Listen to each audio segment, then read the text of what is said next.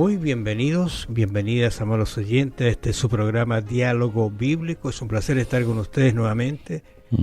Junto al pastor Juan Millanao Rego, que le damos una cariñosa bienvenida, pastor. Muchas gracias. ¿Y quién les habla? Raúl Medina. Hemos conversado durante esta semana, según nuestra guía de estudio, la derrota de los asirios, pero también podríamos haber dicho la victoria de Dios. En cualquier ambiente, Dios va a triunfar y va a ganar las victorias por nosotros y para nosotros. Así que interesante lo que hemos conversado durante esta semana. Usted tenía, pastor, por allí el texto central de la conversación nuestra, allí de Isaías 37:16. Es un texto que nos dice lo que es Dios, el poder de Dios con Israel.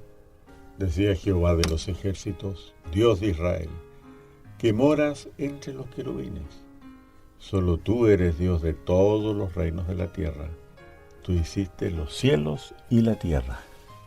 Le pone, voy a decir así, el timbre, cielos y tierra. Por lo tanto, los eventos que vamos a comentar están dados en base a un Dios que efectivamente es así. Claro. Puede hacerlo. Y puede dar señales cosmológicas, no solamente sanar a un enfermo de muerte, sino también conmover el sol, la luna, las estrellas, señales cosmológicas, porque Dios es creador. Apreciados oyentes, yo le pediría que usted se lea estos capítulos completos para ver el contexto de lo que vamos a conversar, porque algunas cosas no las podemos mencionar, tenemos acotado tiempo.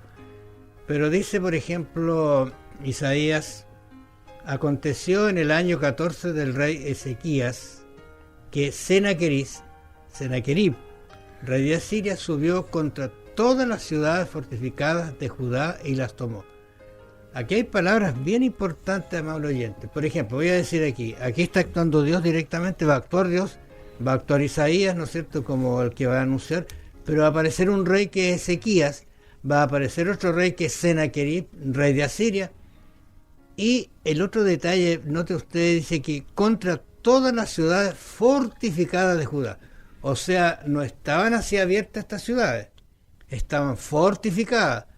Y este personaje invade estas ciudades y las derrota. Incluso aparece un personaje que se llama Rapsaces, ¿no es cierto? O Rapsaces, no sé el acento donde lo puedo poner, pero ¿quién es? Según dicen, es un personaje, un emisario de mucho nivel dentro del reinado, incluso podría ser el copero, que viene con una información para decirle, mira, ríndanse. Pero no tan simple, porque venía acompañado con un gran ejército, dice. ¿Qué te parece a ti esta situación? Bueno, ¿quién es el que usa siempre la intimidación, la astucia? No, la argumentación elaborada. No solamente aquí hay inteligencia, sino que es una inteligencia basada en la fuerza, en la brutalidad, en la lanza y la espada. Como tú decías, viene con un ejército a parlamentar, ¿ya? Entonces, ese que usa la intimidación, el engaño, la coerción, siempre es el diablo. Así actúan las fuerzas de las tinieblas, el temor, el terror, son sus herramientas. Dios, en cambio, aparece aquí poniendo las cosas en su lugar y cuidando a su pueblo para que este pueblo sea misionero, porque Dios no tiene otra misión para su pueblo que lo represente, al verdadero Dios, y que los pueblos de la tierra se conviertan al verdadero Dios, abandonen sus deidades paganas. Pero aquí tenemos de fondo un conflicto entre las deidades paganas y el verdadero Dios. Y generalmente Dios va a destruir estas deidades paganas en su propio terreno. Por ejemplo, Marduk es la divinidad principal en Babilonia, que se está asomando en el horizonte del relato de Isaías. Y sabemos que el fuego no pudo hacer daño a los amigos de Daniel en ese horno, y Marduk fue derrotado en su propio terreno. ¿no? Y aquí encontramos la misma situación, ¿no? Habíamos mencionado en algún momento que de la estatua desapareció, pues. No se sabe nada. No sé qué hicieron con la estatua, pero... No es que no esté ahora, sino que en ese mismo evento nadie más habló de la estatua. Claro. Todos quedaron hablando y admirados de lo que había pasado dentro del horno. La estatua pasó al olvido en el momento. Ahora lo interesante es que Ezequías se preparó para el conflicto en realidad muy distinto a su padre, que cometió el error de confiar en las personas. Él confió en Dios como apoyo para enfrentar a este rey de Asiria. En realidad eso fue lo interesante. Y en medio de esta crisis, Ezequías tuvo que hacer frente a su propia guerra. Eso es lo que nos está contando estos relatos. Por eso se dice que estos capítulos son realmente extraordinarios. Extraordinarios en el sentido de lo que se cuenta de las maravillas de Dios, cómo puede orar en favor de su pueblo, de sus hijos, cuando lo necesita y cuando lo estime, porque a veces lo hace de una manera que uno no lo entiende. Y por otro lado, estos acontecimientos están ratificados. ¿Por qué? Porque el rey, ¿no es cierto?, dejó estipulado y escrito en tablillas cuneiformes, ¿no es cierto?, en arcilla, no sé, todas estas epopeyas que él está haciendo. Así que cuadran con el relato que Isaías está haciendo acerca de estas invasiones. Fíjate que hay un concepto de tiempo aquí, porque Ezequías recibe 15 años, dice el relato acá en Isaías, donde estamos estudiando, en Isaías 38, 15 años extra de vida. La Biblia habla de años, habla de días, desde el mismo comienzo en Génesis se habla de días, pero no se habla de horas. Se atribuye a los babilonios que, digamos, tomaban un día y lo separaban en horas, pero en hebreo no existe una palabra para hora, ¿ya? Y los tiempos que Dios maneja son días y años, ¿no es cierto?, en la Biblia. Son una unidad de tiempo más grande que la hora. Entonces, por eso que como Dios es un Dios de soluciones largas, utiliza unidades de tiempo un poco más extensas que una hora, ¿ya? Los babilonios, que eran paganos, trabajan con horas. Dios, el Dios de los cielos, trabaja con años, días y años, ¿ya? Entonces, aquí me parece que es bueno que recordemos lo que el Señor, que hizo un milagro por Ezequías, y también va a ser, fíjate que el primer milagro que Jesús hizo, tú recuerdas, lo hizo en unas bodas. Es decir, trayendo felicidad a un matrimonio de joven. Se piensa que como es Juan el único que habla de las bodas de Caná, que era Juan el novio, ¿ya? Algunos autores piensan así, pero Jesús está preocupado de traer felicidad, traer bendición, y su primer milagro cuando estuvo en esta tierra, en su ministerio, fue en la boda de Caná. Eso no significa que antes no haya hecho milagro. Aquí nuestro Señor está extendiendo la vida a este rey por 15 años, ¿no? Pero ese es nuestro Dios. Él está a favor de la vida, de la abundancia. Vamos a seguir conversando acerca de esta situación de este rey. Un rey que realmente hizo lo correcto ante los ojos de Dios, a pesar de que su padre no había sido tan correcto, por no decir un rey de los que catalogamos como malo dentro de la existencia del pueblo de Israel. Incluso él había heredado muchas de estas consecuencias, estaba sufriendo las consecuencias de los malos caminos y las malas decisiones que había tomado su padre. Pero aparece aquí lo que nos puede pasar a nosotros quizás también cuando se comienza a hacer propaganda, ¿no sé?, acerca de las victorias de Asiria y cómo atacaron, cómo vinieron allí. Isaías 36, usted puede ver el relato, lo que dice en realidad 36:2. Y el rey de Asiria envió a Rabsaces con un gran ejército desde Laquis a Jerusalén contra el rey Ezequías, y acampó junto al acueducto del estanque de arriba, en el camino de la heredad del lavador. Si usted va un poquito hacia atrás, se va a encontrar que en este mismo lugar Isaías se encontró con el rey avisándole que Dios lo iba a proteger. Cosas de la vida, los relatos. Tú leíste, Raúl, la situación. Asiria opresión, arrasando ciudades fortificadas. Esta es la situación. Jerusalén en peligro. Y entonces viene el relato que parece que la cámara ahora se enfoca en el pueblo y en el rey. ¿Ya? Y sigue la situación. Es un problema muy grave. Están las cartas de amenaza. Todo eso es la situación. Y viene una complicación. Y la complicación es que se produce luego que de la liberación, ¿no es cierto?, del día de fiesta viene un día de tristeza. El rey diagnosticado con una enfermedad de muerte. Estos contrastes, ¿eh? Ya. Y viene entonces luego de eso la respuesta de Dios, que es la solución. No solamente que Jerusalén se liberó, sino que el rey le será prolongada la existencia en 15 años más. Y que siempre la Biblia está ordenada entre situación, complicación y resolución. Y si tú ves, los seres humanos, especialmente Hollywood, es bastante copión de este esquema. Este es el esquema bíblico, porque en el Edén tú tienes la situación, la entrada en el pecado. La complicación, todo esto que estamos viendo aquí, como los imperios, los reyes, la brutalidad, y la resolución en la cruz, en la venida del Mesías y en la segunda venida, ¿no? Así que toda la Biblia está organizada así en términos generales, pero también en estos episodios más localizados encontramos también la situación, la complicación y la resolución. Entonces, no sé cómo es la historia de la vida de usted como auditor, pero piense que Dios siempre se orienta hacia la resolución, ¿ya?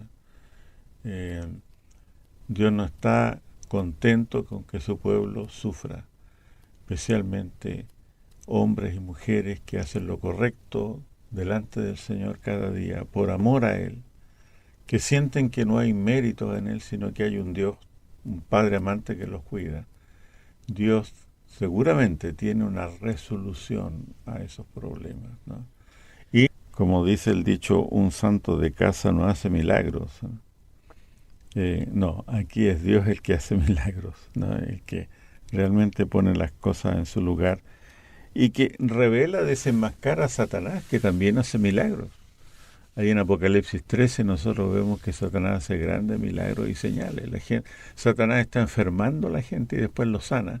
Milagros portentosos. Milagros engañosos. Siempre. Claro. Cuando ocurre algo que golpea nuestros sentidos, tenemos que preguntarnos siempre, no seamos ingenuos. ¿Esto viene de abajo o viene de arriba? ¿Viene del diablo o viene de Dios? ¿Ya? Porque Satanás siempre trata de hacer lo falso, ¿no? Hace su parte falsificando las obras poderosas y legítimas de Dios. Ahora, tú habías comentado algo y rápidamente lo decimos, que en la victoria de los asirios, las palabras hubo falsedades y verdades. Y esta es una mezcla que está realmente muy presente también hoy día. Satanás nos muestra algunas situaciones bien interesantes que de alguna manera son ciertas. No pueden confiar en Egipto, por ejemplo, decía, claro que no pueden confiar en Egipto, hay que confiar en Dios. Pero también le dijo, no pueden confiar en Dios. Y eso sí, es falso. Claro. Por eso es que hay que tener cuidado con las respuestas que puede dar el hombre en relación a las situaciones que pueden pasar. Vamos a mirar un poquito también acerca de lo que es conmocionado, como aturdido por lo que viene, pero tampoco desamparado. ¿Qué significa eso? ¿Qué sucede? Viene todo el problema, ¿no es cierto? Pero ¿qué hace el rey? Tú podrías poner eso también de la siguiente forma. ¿Por qué si tenemos un Dios bueno nos pasan cosas malas? Y cuando nos pasan cosas malas, nuestra primera tendencia es decir, Dios me abandonó, Dios ya no me escucha. Y naturalmente, ¿qué he hecho? Y nosotros tratamos de revertir como si todo dependiera de una acción mía para, doblegar la voluntad divina o ganar el favor divino, haciendo nosotros algo. Aquí todo lo que aparece aquí es la obra de Dios por amor. Nunca se habla aquí de que Ezequías o su pueblo, que tiene una historia de infidelidad, hizo méritos, o son nobles, o son sabios, son mejores que los otros pueblos. No, nunca se dice que los israelitas eran mejores que los asirios, ¿ya?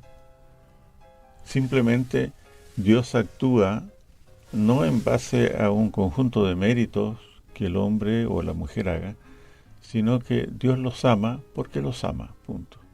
Esa es la única razón.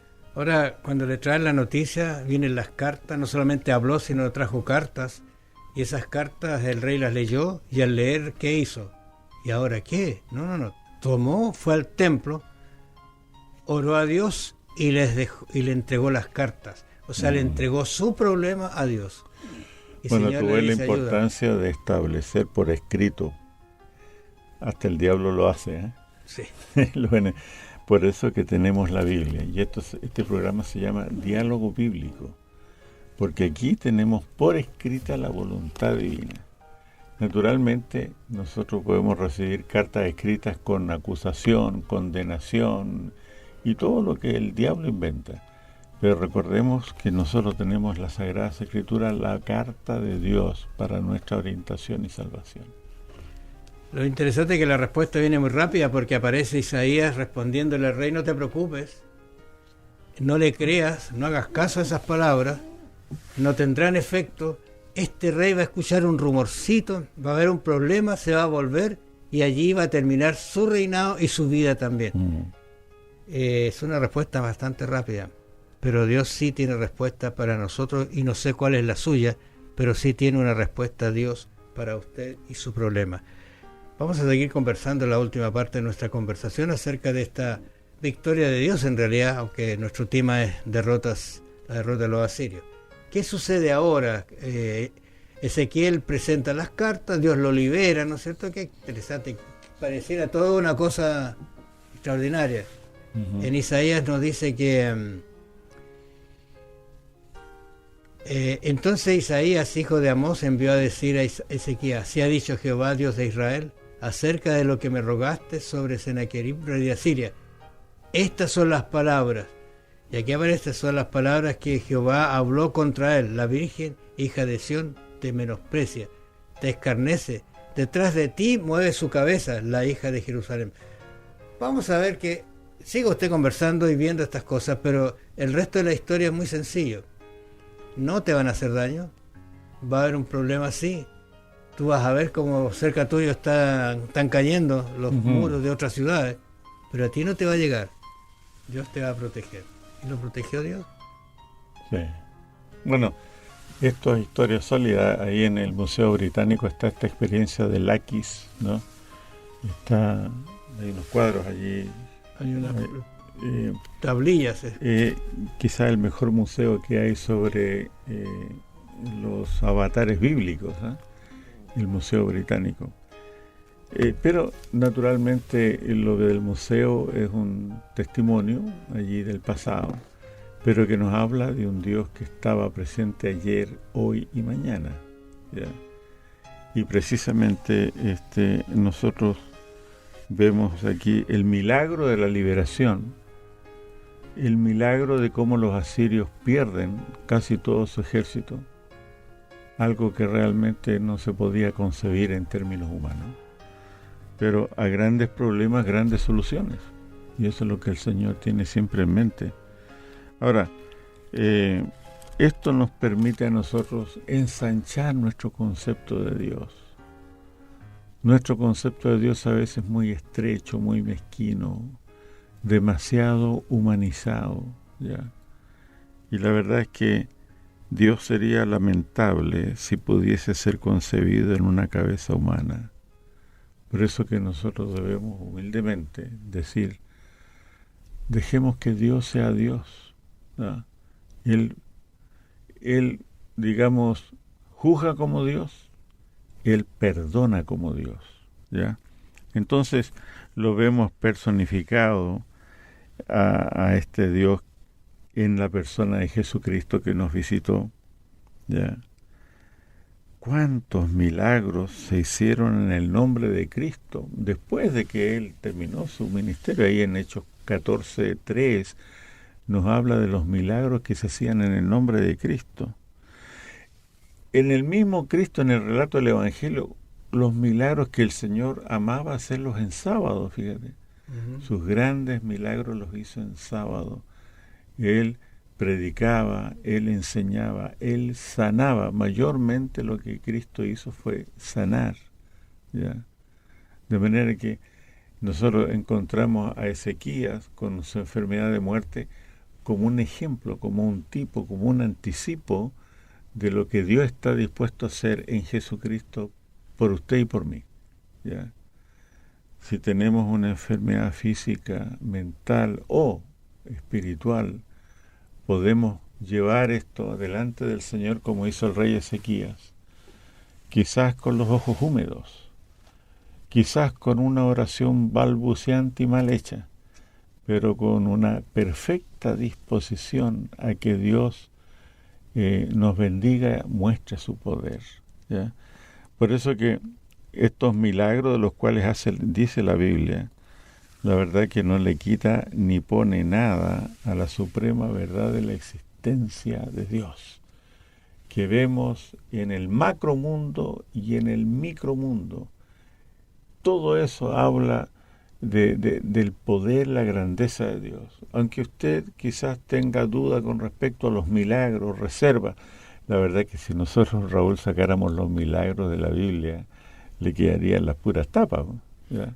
Porque todo es intervención divina, ¿ya? Entonces, mire, póngale o quítale milagros, como aparecen en la Biblia, los cuales yo creo, eso no quita nada a la suprema existencia de nuestro Creador, de nuestro Salvador. Resumiendo, el rey recibe una victoria, no es atacado, desaparece el ejército que lo quería, tomar, pero al poco tiempo aparece la derrota de Ezequías, voy a decir así. Aparece una enfermedad que es de muerte, es terrible, que alguien le diga, al médico le diga, mire, normalmente no se lo dicen al enfermo, ¿no? Le dicen a los familiares, lléveselo a la casa, él tiene un mes, 2 meses, 3 meses de vida máximo, por la situación que está. La reacción de Ezequías fue justamente esta de humillarse ante Dios y decirle, Señor, yo te he sido fiel. Y entre esa respuesta que viene, Isaías le dice, si Dios ha contestado tu oración, él hace algo que hay que tener cuidado con esto. Le dice, Señor, ¿y cómo voy a saber que es verdad que a los 3 días voy a ir al templo a adorar? Siempre queremos saber el cómo, ¿no? Pero aquí Dios como que lo permitió y le dijo, sí, te voy a dar una señal. No hay reproche por eso. El sol, ¿no es cierto? ¿Qué va a hacer? ¿Se detiene o la sombra va hacia atrás o hacia adelante? ¿Qué es mejor? ¿Qué es más fácil? Y lógicamente pidió lo más difícil y Dios lo concedió. Y me imagino que en las análisis de la historia humana ese desfase existe. Incluso entiendo que lo han comentado, cuando hacen cálculos ese desfase existe. Pero ¿qué sucede? Y yo quisiera quedarme con esto, Juan, porque este rey recibió una bendición muy grande. Y alguien dijo, oye, qué extraordinario lo que pasó. ¿Te fijaste que el sol hizo algo que no existe en los anales de la historia? Ah, no, es que hay un rey que oró a Dios y vamos a verlo, vamos a ver qué es lo que sucede. Y ahí hay un problemita, ¿no es cierto? Yo digo que es triste porque cuando Isaías le viene a decir, ¿qué vieron en tu casa? ¿Vieron al Dios creador? ¿Vieron al Dios que te sanó? ¿Vieron al Salvador que te libró? Quizá nuestra actitud frente a situaciones así, nosotros deberíamos pensarla.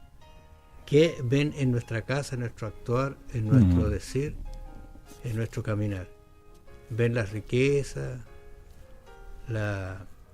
el lindo peinado? ¿O ven que Dios está actuando en nosotros? Quizás es una reflexión que deberíamos dejarnos en esta oportunidad. Ezequías solicitó una señal de que confirmara que el milagro existiría y la señal existió. Yo digo, ¿usted está pidiendo una señal, amable oyente?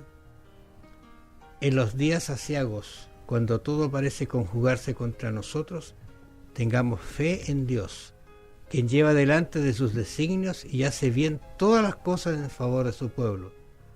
La fuerza de los que le aman y le sirve será renovada cada día, día tras día. Amén. Que el Señor los bendiga, amables oyentes. Nos vamos a encontrar la próxima semana. Hasta entonces.